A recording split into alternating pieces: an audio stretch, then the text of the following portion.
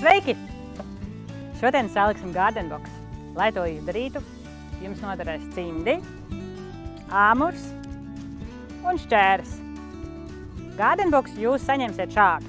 Tāds izskatās gardenbox. Pirmā lieta, kas jums jāizdara, jāpārgriež strapes.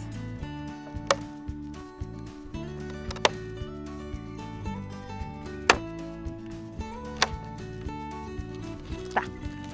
Kad tas ir izdarīts, jūs redzat, ka iepakojumā ir 2 gari dēļi un 2 īsi dēļi. Papildus jūs redzat iepakojumu ar 4 nagliņām. Nagliņas jums noderēs, tās es pārgriezīšu.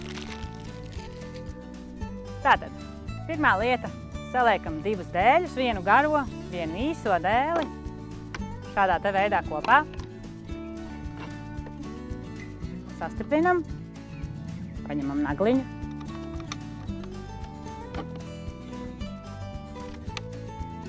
Un iesitam. Jums ir gatavs pirmais stūris.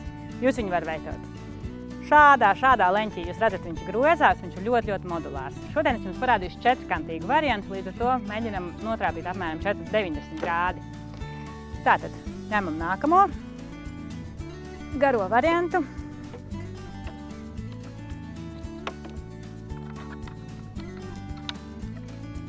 Iestiprinam iekšā. Darbojās eņģes princips. Un gala variantā iesitam nagliņu iekšā. Redziet, mums ir jau 3 sieniņas un pēdējā sieniņa. Pēc tāda paša principa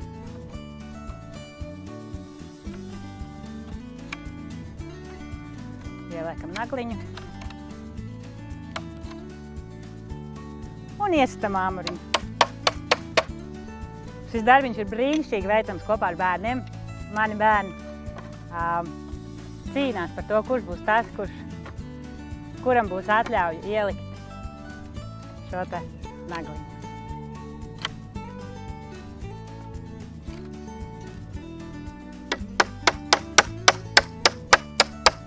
Tā, jūsu gardenbox ir gatavs.